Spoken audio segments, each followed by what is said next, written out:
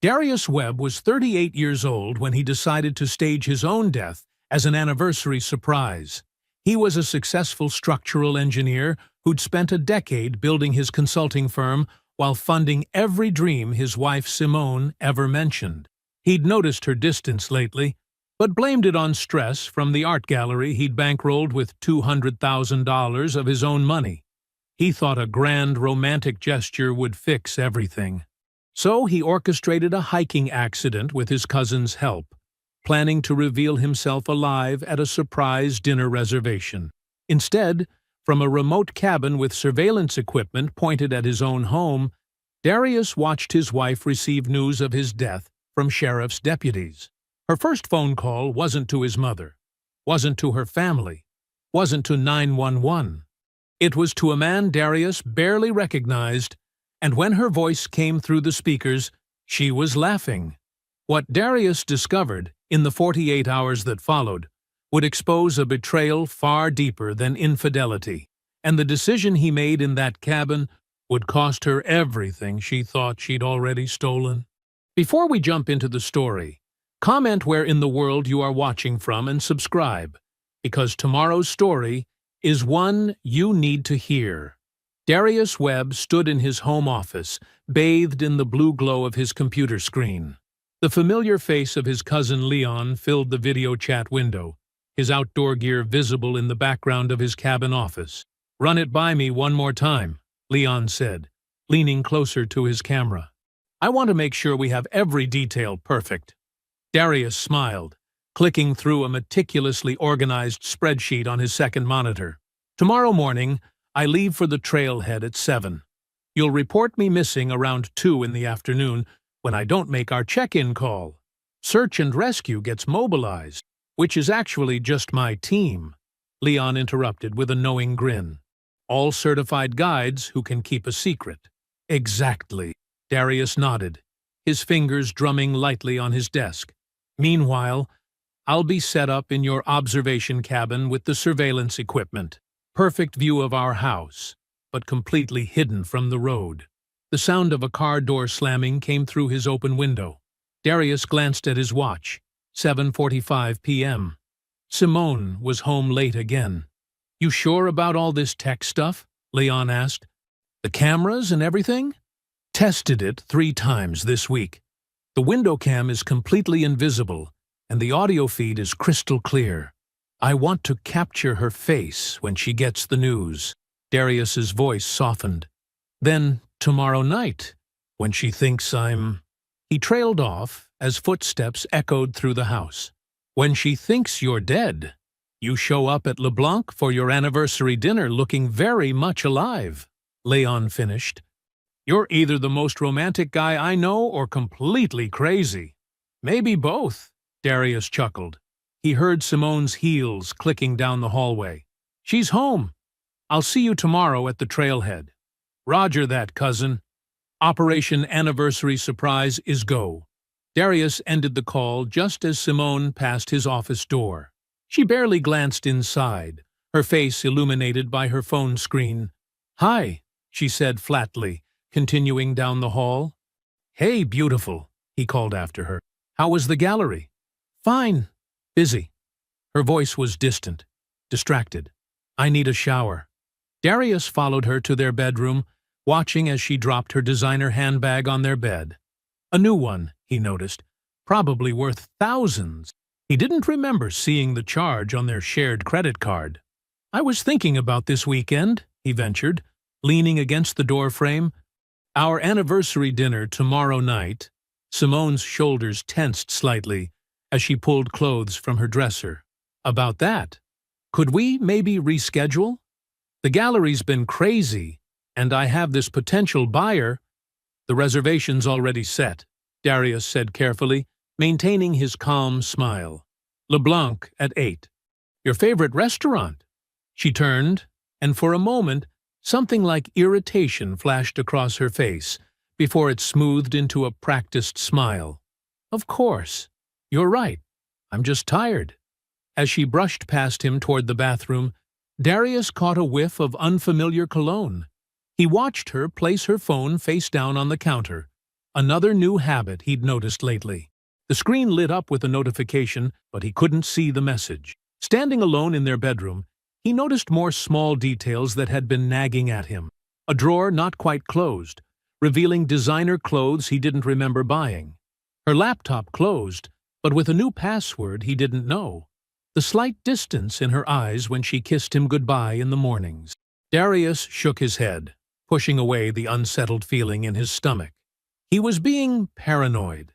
Simone was just stressed about the gallery, the business he'd helped her build, investing not just money, but years of emotional support.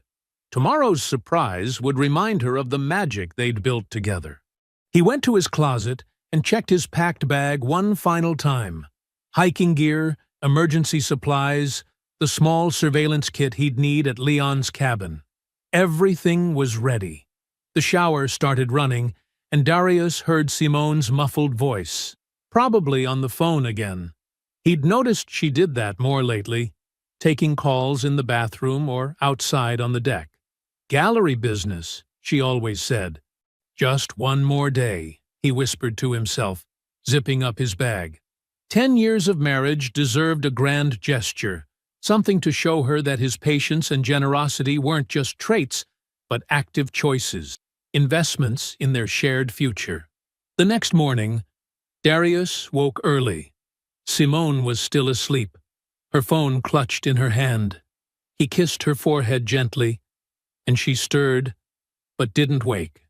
"I love you," he whispered, meaning it completely. He grabbed his gear and headed out to his truck, the rising sun painting the sky in shades of pink and gold. As he drove toward the mountains, his heart felt full of anticipation. By this time tomorrow, they'd be laughing about his elaborate scheme over wine and her favorite French cuisine. The gravel crunched under Darius's truck as he pulled up to Leon's observation cabin. Nestled in the dense forest overlooking their neighborhood, the small structure provided a perfect vantage point while remaining completely hidden from the road below. Leon stepped out onto the wooden porch, already dressed in his search and rescue gear. "Right on schedule," Leon said, helping Darius unload the equipment. "How are those nerves holding up?" "Steady as ever," Darius replied, though his heart was beating faster than he'd like to admit. He'd triple-checked every detail, but executing the plan felt different than planning it. Inside the cabin, Darius unpacked his surveillance kit, while Leon cleared space on the large wooden table. The cabin was sparse but comfortable. A few chairs, a small kitchen, and, most importantly, reliable power and internet connection. Perfect for their needs. "Camera feeds are already live," Darius said, opening his laptop. Multiple windows appeared showing different angles of his house, the front door, driveway, and main windows. "I installed these last month during the security system upgrade." Simone never questioned it. Leon whistled low. "You really thought of everything, didn't you?" "Engineer," Darius shrugged. "It's what we do." They spent the next hour setting up additional equipment, backup power supplies, recording devices, and a high-powered directional microphone that could pick up sound through windows from a considerable distance. Darius tested each system methodically, marking off items on his checklist. At 3:55 p.m., Leon checked his watch. "Show time. You ready?" Darius nodded, settling into a chair facing the monitors. "Make the call." Leon stepped outside with his phone, and Darius heard him reporting the missing hiker situation to local authorities. His cousin was a natural, voice filled with professional concern as he described how Darius had missed their scheduled check-in. By 4:30 p.m., search and rescue teams, mostly Leon's own employees who were in on the plan, had mobilized. They made a show of searching designated areas while carefully avoiding the observation cabin. Darius watched the house cameras intently. Simone's car wasn't in the driveway yet. He checked his phone. No messages from her, which wasn't unusual lately. She often worked late at the gallery, especially on Fridays. At 6:15 p.m., he spotted 2 sheriff's deputies pulling up to his house. His pulse quickened. Simone's silver Mercedes was now parked in the driveway. "Here we go," he whispered, adjusting the audio feed. Through the window camera, he watched the deputies approach his front door. The crisp evening air carried their voices clearly as they rang the doorbell. Simone answered, looking polished in an expensive dress he'd never seen before. "Mrs. Webb?" one deputy asked. "May we come in?"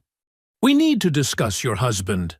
Darius leaned forward, eager to capture her reaction. He expected tears, panic, the natural response of a wife learning her husband might be in danger. Instead, he watched something entirely different unfold. Yes, there was initial shock.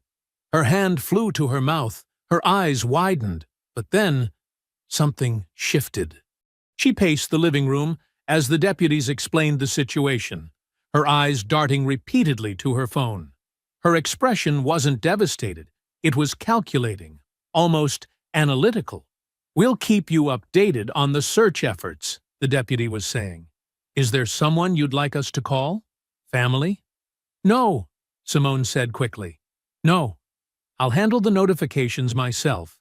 But after the deputies left, she didn't call anyone. She didn't cry. She walked through their house with measured steps, touching nothing of his, her face growing more relaxed with each passing minute. She looked unburdened, free. Darius felt something cold settle in his stomach. "This isn't right," he muttered. "What's happening?" Leon asked, returning from his latest search team check-in. "She's not calling anyone. Not my mother. Not her family. She's just—" Darius gestured at the screen where Simone was pouring herself a large glass of wine, her movements almost jubilant. At 8:47 p.m., Simone's phone lit up. She immediately initiated a video call, settling onto their leather couch with her wine. Darius adjusted the audio feed, expecting to finally see her contact his mother or her sister. Instead, a man's face filled her screen, someone vaguely familiar. Darius squinted, trying to place him. Then it hit him. The gallery consultant she'd introduced a few months ago. Trevor? Something. Simone's voice came through the speakers with perfect clarity, and every word shattered Darius's world.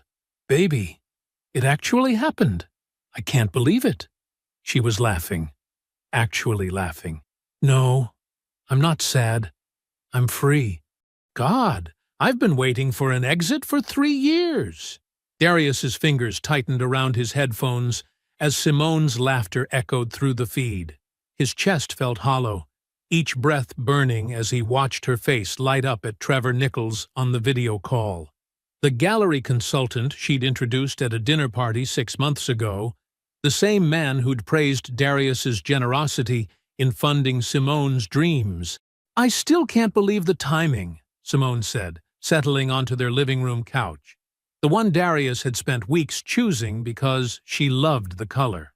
"I was going to wait a few more months, build up more savings, but this?" She gestured expansively. "This is perfect." Trevor leaned closer to his camera. "Are you sure they'll believe it was an accident?" "Leon's handling the search and rescue. He's Darius's cousin. Completely trustworthy because he has no idea what's really happening." Simone rolled her eyes. "That's Darius for you. His whole family worships him because he's so dependable, so generous. It made him useful, but God, it was exhausting pretending to be impressed by all that stability." Each word hit Darius like physical blows. His hands trembled as he adjusted the recording software, making sure every second was captured. 10 years of marriage collapsed into ash in his mouth as he watched his wife dissect their life together with casual contempt. "What about guilt?" Trevor asked, though his smirk suggested he already knew the answer. 10 years is a long performance. Simone's laugh was sharp and dismissive. "Why would I feel guilty? I gave him 10 years of my life. I played the supportive wife, showed up at his boring work events, listened to endless discussions about load-bearing walls and structural integrity." She took a long sip of wine. "I earned every penny I'm going to get from this."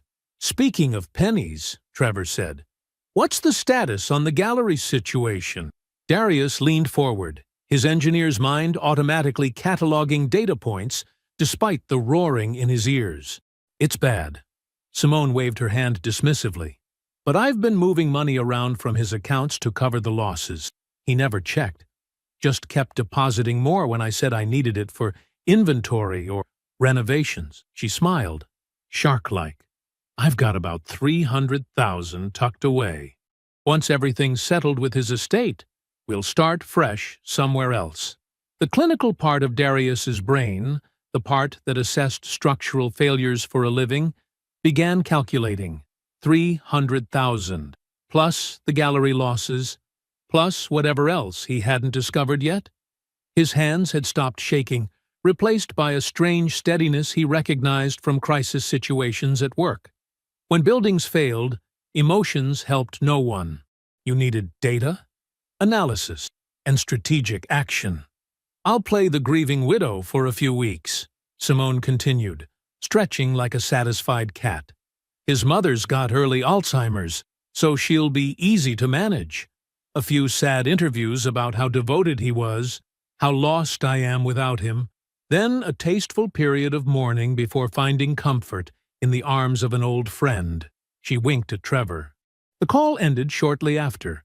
Leaving Simone alone in their living room, she walked to the mirror in the entryway, the antique one Darius had restored as an anniversary gift 3 years ago. Raising her wine glass to her reflection, she smiled. To freedom. Darius removed his headphones with mechanical precision. He looked at Leon, who had watched silently from across the cabin, his face dark with fury. "I need you to extend the search," Darius said, his voice surprisingly steady. "Tell them the weather's bad. Tell them you found signs I might have tried to shelter somewhere. I need more time."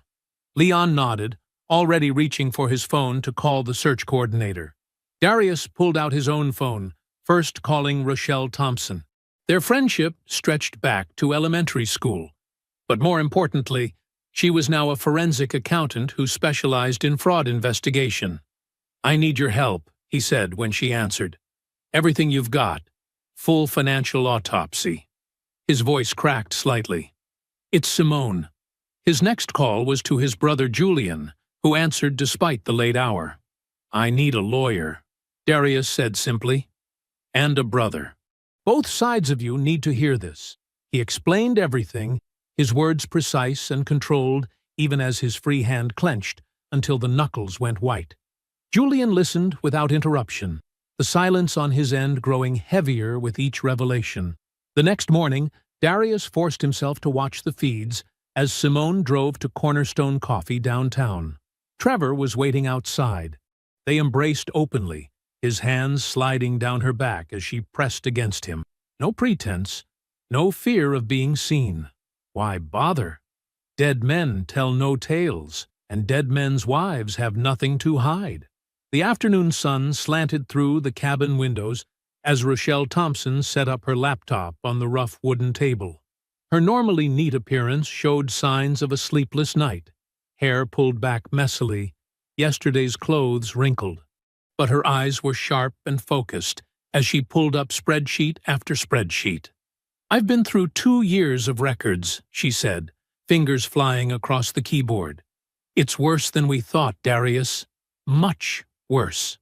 Darius stood behind her chair, watching numbers scroll past. His engineering mind automatically organized the data. Dates, amounts, patterns. The systematic destruction of his life laid out in clean columns and rows. "Show me everything," he said quietly.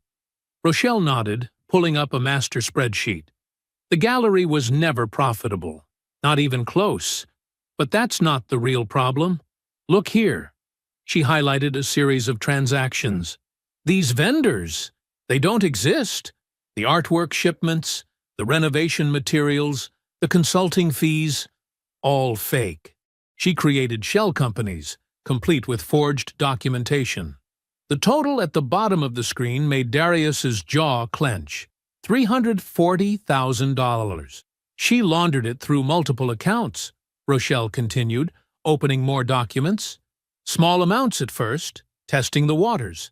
Then bigger transfers once she realized you weren't monitoring closely. Classic embezzlement pattern. Julian's face appeared on a video call window, his attorney's office visible behind him. The money trail led me to something even more concerning, he said, without preamble. Simone took out a business loan 3 months ago.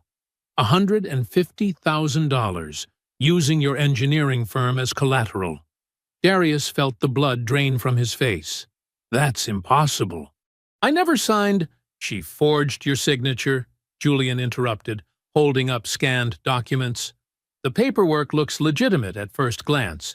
She had access to enough of your documents to make a convincing copy.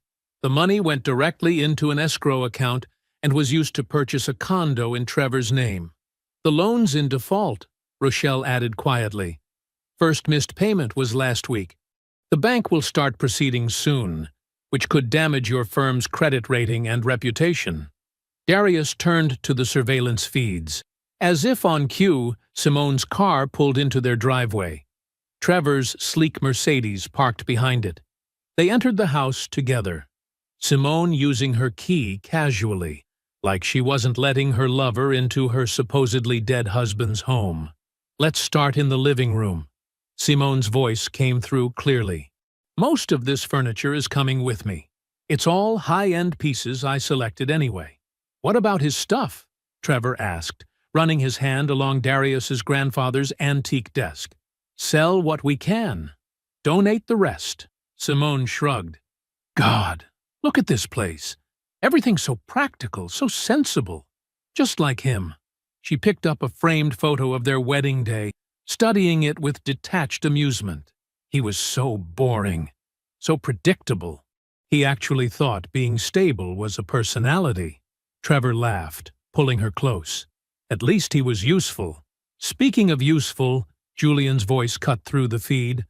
I found records of her meeting with divorce attorneys. 3 weeks ago, she consulted with 3 different firms, shopping for whoever would push for the highest settlement. Rochelle switched to another spreadsheet. She's been systematically documenting every contribution she made to your business, every time she attended a client dinner or hosted at your house, building a case for maximum spousal support. Darius watched the screens as Simone and Trevor moved through his house, casually dividing his possessions, erasing his existence piece by piece. His phone buzzed. A text from Leon about the search efforts being scaled back due to weather conditions. On screen, Simone received the same update. Her face lit up as she immediately typed a message to Trevor, even though he stood right beside her. It's really happening. Darius turned to his laptop, creating a new folder labeled Evidence. With mechanical precision, he began downloading surveillance footage, financial records, loan documents, and text messages. Each betrayal cataloged and time-stamped, building an airtight case. I've dated and annotated everything, Rochelle said, sending more files. The fraud is documented and clear. When you're ready to move, we've got her. Sunday morning dawned clear and cold. Darius had barely slept, spending the night organizing evidence and watching Simone celebrate his death with expensive wine and video calls to Trevor. His phone rang just after sunrise. Leon's name flashed on the screen. Good news, his cousin said, voice carefully projecting relief for any potential listeners. Search teams found you about an hour ago. You're injured, but alive, being treated at the remote medical station we set up. A pause. Are you ready for the next phase? The news came Sunday afternoon. Through the cabin's surveillance system, Darius watched 2 deputies return to his house. Simone answered the door in yoga pants and one of his old college sweatshirts, a calculated costume of casual grief. Mrs. Webb, the older deputy said, we have good news. Your husband has been found alive. The flash of dismay across Simone's face was subtle but unmistakable. Her hands tightened on the door frame before she caught herself, rearranging her features into shocked joy. Alive? Oh, thank God! She pressed a hand to her chest, tears appearing on command. Where is he? Is he hurt? I need to see him. The deputies explained about the remote medical station, about minor injuries requiring observation. Simone nodded at all the right moments, asking appropriate questions, voice trembling with perfectly modulated concern. "You've got quite an actress there," Rochelle muttered, watching beside Darius. She'd barely left the cabin since arriving with the financial records, helping document every moment of Simone's performance. As soon as the deputies left, Simone's mask slipped. She paced the living room, checking her phone repeatedly. 3 attempts to call Trevor went straight to voicemail. Finally, she sent a text Darius could read through their shared cloud account. "Call me now. Everything's fucked. He's alive." Monday morning brought Simone to the cabin, which Leon had staged as a makeshift recovery location. Darius lay in bed, playing weak and medicated, as she burst through the door. "Darling!" She rushed to his side, tears flowing freely. Her fingers brushed his face with practiced tenderness. "I was so scared. When they told me you were missing," she choked up right on cue. "I'm sorry," Darius whispered, hating how easily the lie came. "I just wanted some time alone to think. I never meant to fall." "Shh, don't apologize." Simone pressed her lips to his forehead. "You're my hero for surviving. We're going to get through this together. I'll take care of everything." She spent an hour outlining recovery plans, physical therapy, trauma counseling, reduced work hours. Every suggestion positioned her as the devoted caretaker. Every touch and tear designed to reinforce his dependence. The moment her car left the property, Darius checked her messages to Trevor. "He's so pathetic right now," she wrote. "This is almost too easy. He's completely dependent on me. A few more months, and I'll have everything lined up." Trevor replied, "Stick to the plan. Play Florence Nightingale. The more he trusts you, the smoother this goes." Over the next week, Darius returned home to a masterclass in manipulation. Simone transformed their house into a recovery sanctuary. She cooked his favorite meals, scheduled appointments, posted loving updates on social media. Each photo showed her gentle devotion, feeding him soup, helping him walk, reading by his bedside. But in the quiet moments when she thought him sleeping, she methodically went through his office. She photographed documents, tested passwords, made notes about account numbers. Her performance never slipped, but her eyes remained calculating. Behind the scenes, Darius's team worked with matching precision. Julian secured emergency court orders, freezing key accounts, citing evidence of fraud. Rochelle traced every dollar Simone had stolen, building an airtight paper trail.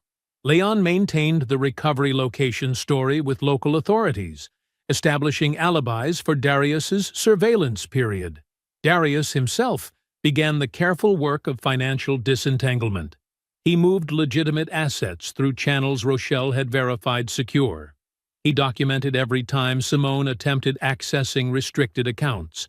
He fed her carefully crafted misinformation about an upcoming contract, a major infrastructure project worth millions. He reached out to colleagues and clients, sharing carefully edited versions of his accident. Each conversation reinforced his professional reputation while establishing witnesses to Simone's current supportive behavior. The contrast with her true actions would be devastating later. Friday evening found him pretending to doze on the couch, while Simone paced the back patio, finally reaching Trevor. "He mentioned a huge contract coming through," she said in a low voice. "Some massive infrastructure project. We need to time this perfectly." "The divorce, you mean?" Trevor asked. "Obviously. Once the contract's signed, but before the money hits the accounts, that's when I file." She laughed softly. "All this playing nurse was worth it. He actually thinks I've fallen in love with him all over again." Saturday morning brought weak sunlight and a chill that seemed to seep through Darius's jacket as he approached his mother's modest ranch house. He'd been putting off this visit, knowing his injuries would worry her. But after overhearing some of Simone's phone conversations, He needed to understand what she'd been telling his mother. Diane Webb opened the door before he could knock, her silver hair neatly combed, but her eyes holding that slight cloudiness he'd learned to recognize as a confused day. "Darius?" She blinked rapidly. "I wasn't expecting— Are you all right? Your wife said you weren't supposed to drive yet." "I'm okay, Mom. Leon dropped me off." He followed her inside, noting how she wrung her hands, a nervous habit she'd developed since the Alzheimer's diagnosis. The house was exactly as it had always been. Family photos on every surface, the old piano he'd learned on, worn but clean furniture. But something felt off. His mother's movements were jerky, anxious. "Should you be here?" Diane asked, settling into her favorite armchair.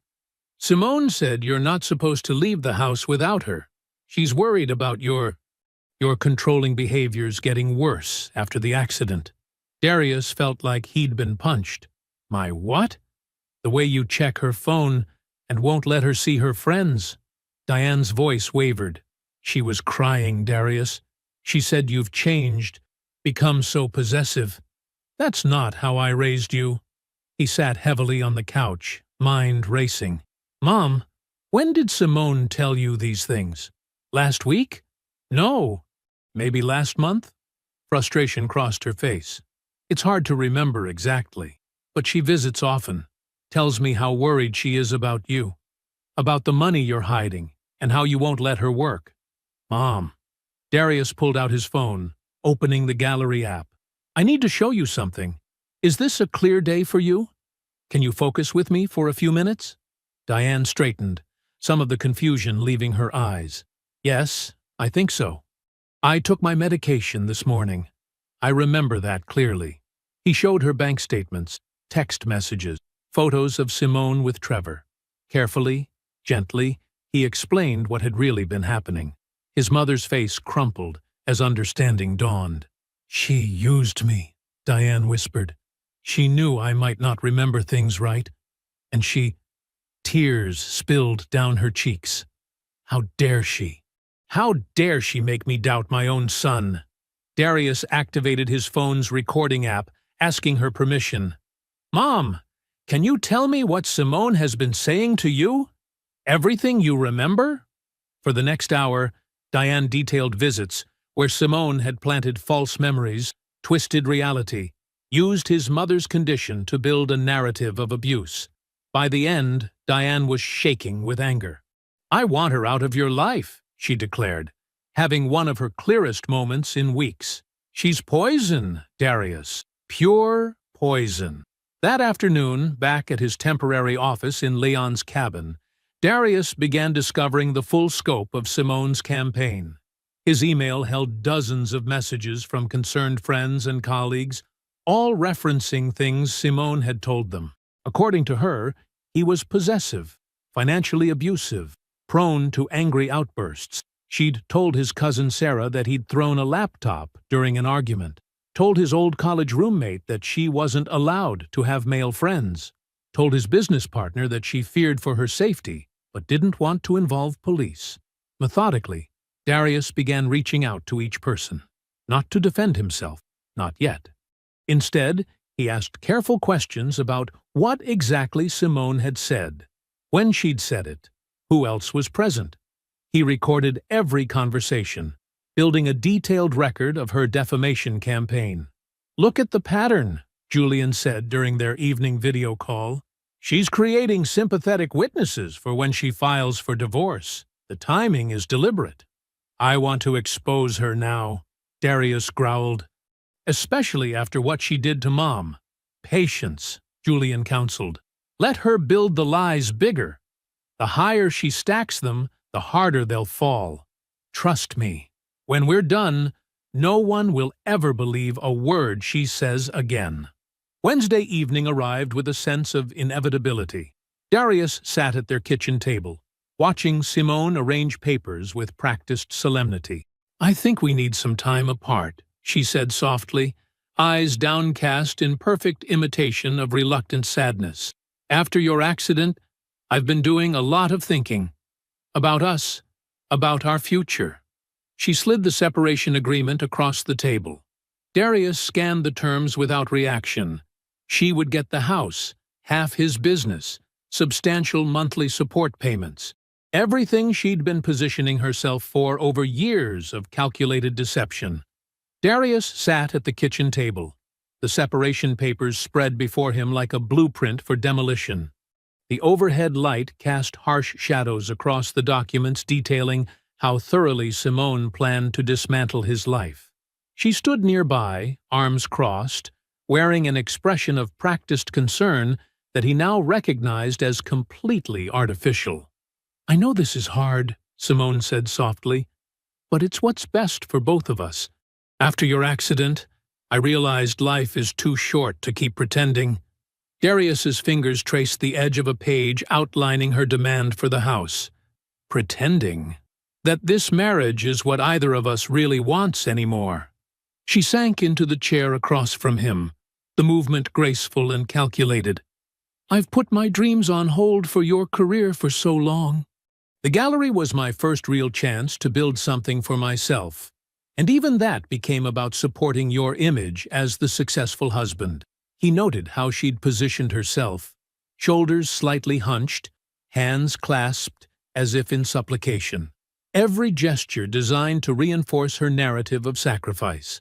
"These financial terms," he said quietly, indicating the extensive list of demands, "they're only fair." Her voice took on an edge of righteousness. "I've invested 10 years of emotional labor into this marriage, into being the perfect wife for your business events, into maintaining our social connections.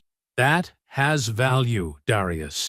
He let his hands shake slightly as he gathered the papers. I need time to think about this." "Of course," she said, triumph flickering behind her sympathetic smile. "Take all the time you need. I know it's a lot to process." Over the next week, Darius executed a careful performance of his own. He called in sick to work, letting his voice crack on the phone with his assistant. He stopped shaving, left dishes in the sink, wore the same clothes multiple days in a row. When Simone was home, he sat in dimmed rooms, staring at nothing. She documented everything, taking photos when she thought he wasn't looking. Evidence of his unstable state for her lawyer, no doubt. Every night, she made phone calls from her car, updating Trevor on his deterioration. "He's completely falling apart," she reported gleefully on Tuesday evening. "He'll sign anything at this point. I've had my lawyer add clauses about partial ownership of the engineering firm. He won't even read the fine print in this state." The official divorce filing arrived with additional demands: executive decision-making power in his business, access to future contracts, increased monthly support. Simone presented each new requirement with gentle insistence, as if she were doing him a favor by taking these burdens off his hands. When Julian, acting as his attorney, suggested mediation at a neutral law office to discuss the terms reasonably, Simone jumped at the opportunity. She immediately insisted Trevor attend as her emotional support person, certain of her position of power. "Of course your friend can attend," Julian agreed smoothly during the scheduling call. "We want everyone to feel comfortable and supported during this process." Behind the scenes, Darius coordinated the final pieces of his response.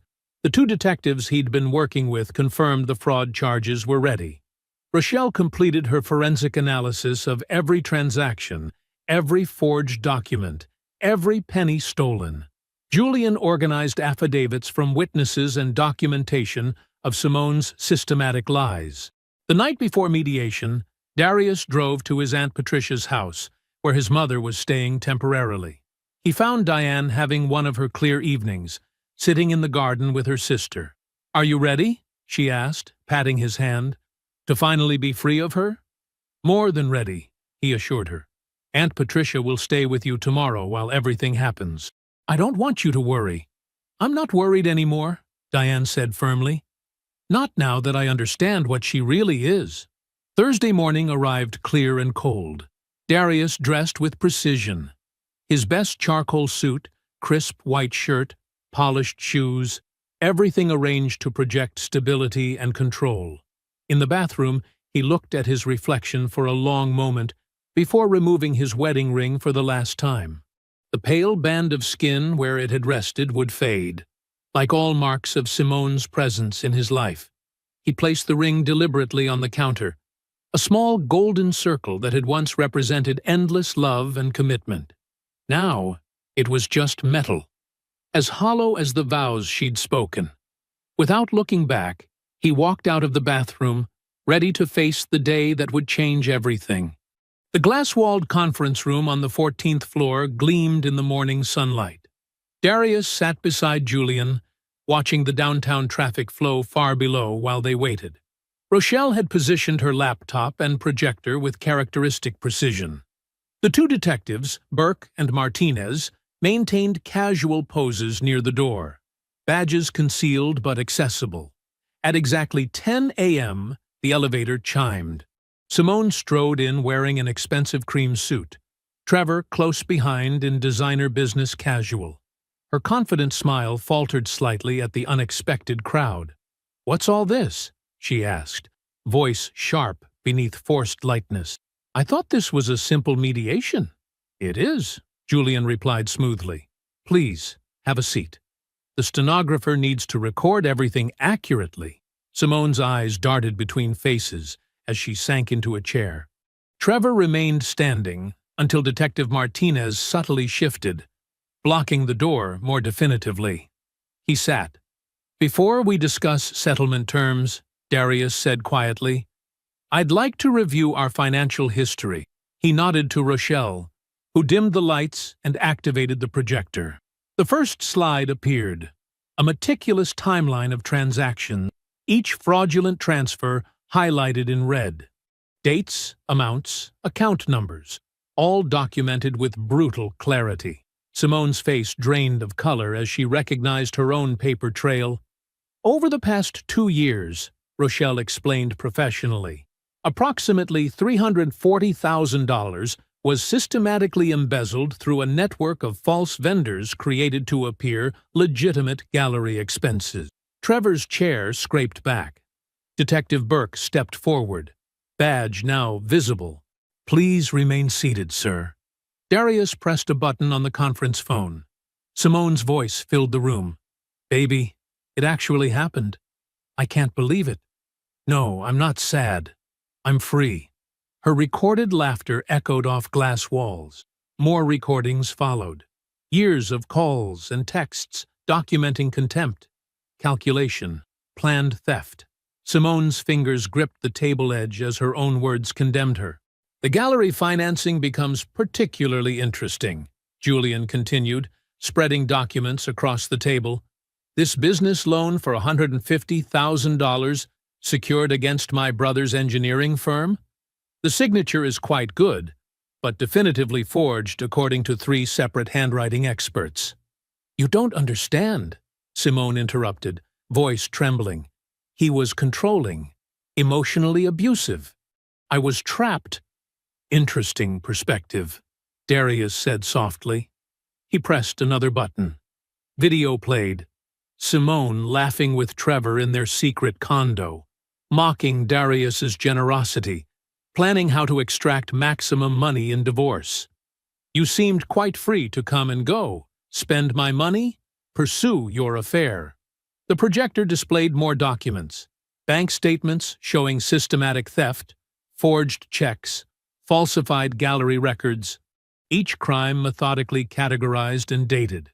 "Wire fraud," Julian enumerated calmly, "identity theft, embezzlement, multiple counts of each, federal charges carrying mandatory minimum sentences." Trevor's lawyer-trained mind was visibly calculating odds. His eyes darted between the evidence, the detectives, and the door. "This is ridiculous," Simone snapped, but her voice cracked. "I made mistakes, but you can't prove." "We have everything," Darius cut in, "including what you told my mother." His calm finally cracked slightly. "You used her illness to plant false memories, made her doubt her own son while her mind was failing." The projector showed messages to family and friends. Simone's careful campaign of lies contrasted against documented reality. Her claims of abuse versus security footage of her coming and going freely, spending lavishly, meeting Trevor openly. Defamation, Julian added. Not criminal, but grounds for substantial civil damages. Detective Martinez stepped forward, handcuffs glinting. Simone Webb, Trevor Nichols, you're under arrest for criminal fraud and conspiracy. This is insane, Simone shrieked, jerking away. I have lawyers. This was all just mistakes, misunderstandings. Trevor remained silent as he was cuffed, already strategizing his plea deal.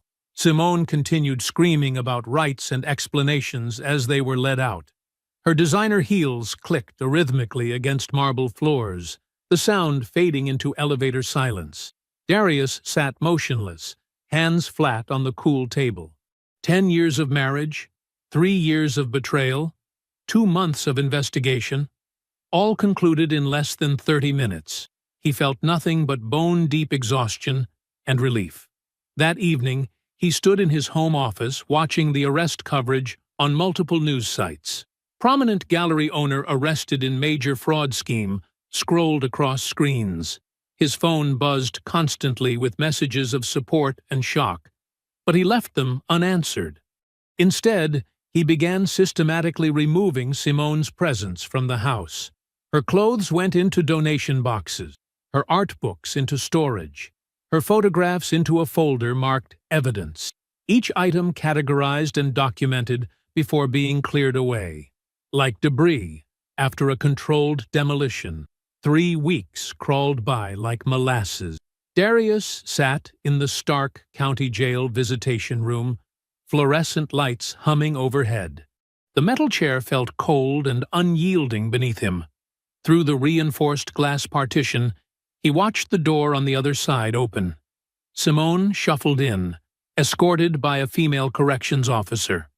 The orange jumpsuit hung loose on her frame. She'd lost weight. Without her usual perfect makeup and styled hair, she looked smaller somehow, vulnerable. Her eyes darted around before settling on his face with desperate intensity. The officer secured her to the chair and stepped back, maintaining a watchful position by the door. Simone reached for the phone receiver with trembling hands. Darius lifted his own receiver, face neutral. "Thank you for coming," she said, voice hoarse. "I wasn't sure you would." Darius remained silent, waiting. Let her fill the space. "I've had time to think," she continued, attempting a weak smile. "About everything. About us. Do you remember our first apartment? How we'd eat takeout on the floor because we couldn't afford furniture?" When he didn't respond, she pressed on. "We were happy then, weren't we? Before everything got so complicated. Before I made such terrible mistakes." Her eyes welled with tears. They looked genuine, but then they always had. "Trevor took a deal," she said, voice bitter. 4 years reduced to 2. He told them everything, claimed I masterminded it all. But you know me, Darius. You know I'm not some criminal mastermind. I just lost my way. She leaned forward, pressing her palm against the glass. "I'll make it right. I'll sign whatever you want. Full repayment, no claims on anything. I'll disappear completely after. Just please, please don't let them send me away for 6 years. My lawyer says with your support, we could get probation instead." Her voice cracked. "We loved each other once. That had to mean something." Darius studied her face, the face he'd woken up to for 10 years, thinking he knew every expression. Now he wondered if he'd ever known her at all. "Are you finished?" he asked quietly. She nodded, hope flickering in her eyes. "You're right about one thing," he said. "We did love each other. Or rather, I loved who I thought you were, and you loved what I could provide. Neither of those people exist anymore." The hope in her eyes died. "You taught me something valuable," he continued, voice steady. "Some people mistake kindness for weakness, patience for passivity, support for submission. You'll have plenty of time to contemplate that mistake. "Darius, please," she whispered. "I'll do anything." "That's the problem," he replied. "You already did everything. Every lie, every theft, every manipulation. The woman who planned my death celebration while I was supposedly lost in the mountains? That's who you really are. The person who used my mother's illness to plant false memories? That's your true character." Tears streaked down her face. "I was unhappy. I felt trapped. You have to understand." "I understand completely," he cut in. "You had choices. You could have asked for divorce, could have left honestly. Instead, you chose systematic fraud, chose to steal not just money, but years of my life, chose to damage my reputation, my business, my family relationships." His voice remained calm, but each word landed like a hammer strike. "Those weren't mistakes. They were calculated decisions, documented in your own words and actions. The woman I thought I married never existed. She was a performance, remember? Your words." Simone's face contorted. She slammed her palm against the glass. "You've ruined my life, everything I worked for." "No," he interrupted. "You documented it all yourself. I just presented the evidence." He stood, receiver still in hand. "This is our last conversation. I've instructed the facility to refuse any future visitation requests. Goodbye, Simone." She started screaming, yanking at her restraints as the officer moved forward. Darius replaced the receiver with deliberate care and turned away, her muffled shrieks following him out. The autumn sun felt warm on his face as he walked to his car. The drive home took him past familiar landmarks that held different meanings now. The gallery, shuttered. Their favorite restaurant, avoided. The park, where he proposed, tainted. But as he turned onto the tree-lined street leading to his mother's place, the knot in his chest loosened slightly. Diane Webb was waiting on the porch of her small house, overnight bag packed. She'd had good days and bad days lately, but her smile of recognition was clear as sunlight when she saw him. "Ready for dinner?" he asked, helping her with her bag. "You're making that pasta thing?" she asked hopefully. "With the garlic bread you like," he confirmed. Her face brightened. "You're such a good boy, Darius. Always taking care of everyone." He helped her into the car, thinking how that trait had once been weaponized against him. But caring for his mother, that was strength, not weakness. That was love with clear eyes, not blind trust. They drove home together, the setting sun painting the sky in shades of possibility. 18 months later, Darius stood in his sun-drenched kitchen, watching steam rise from the coffee maker. The modern house felt peaceful on this Saturday morning, all clean lines and open spaces, so different from the cluttered decoration of his old life. From the family room, his mother's laughter rang out. "Oh, look at this cat video," Diane called. "The little one keeps falling off the counter." Darius smiled, pouring 2 cups of coffee. His Aunt Sarah had shown Diane how to use a tablet last month, and now she spent happy hours scrolling through animal videos and family photos. The home care assistant, Maria, sat nearby, joining in Diane's delight while keeping a watchful eye. He carried the coffee to where his mother sat. The house had been designed with her in mind. Wider doorways, gentle transitions between spaces, clear sight lines that helped on her confused days. But today was a good day, her eyes bright with awareness. "Coffee, Mom?" he offered. "Thank you, sweetheart." She patted his hand. "Maria, look how handsome my son is in that new suit. The blue one from yesterday's meeting." "The Anderson contract signing," Darius confirmed. The engineering firm had not just survived Simone's attempted sabotage, it had thrived. Colleagues and clients rallied around him during the crisis, impressed by his steady leadership. The sympathy contracts that followed proved his team's excellence, leading to larger projects. His phone buzzed, a text from Keisha. "Looking forward to dinner tonight. Need me to pick up anything?" He smiled, typing back. "Just yourself." 6 months of dating, taking things carefully. She knew everything about Simone, understood his caution about new relationships. As a civil rights attorney, she appreciated the value of patience and clear boundaries. "Is that Keisha?" Diane asked hopefully. She had taken to Keisha immediately, delighting in her warm laugh and sharp mind. "She's coming for dinner," Darius confirmed. "Good. She's good for you."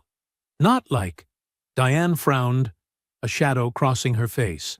"It's okay, Mom," Darius said gently. "That's all in the past."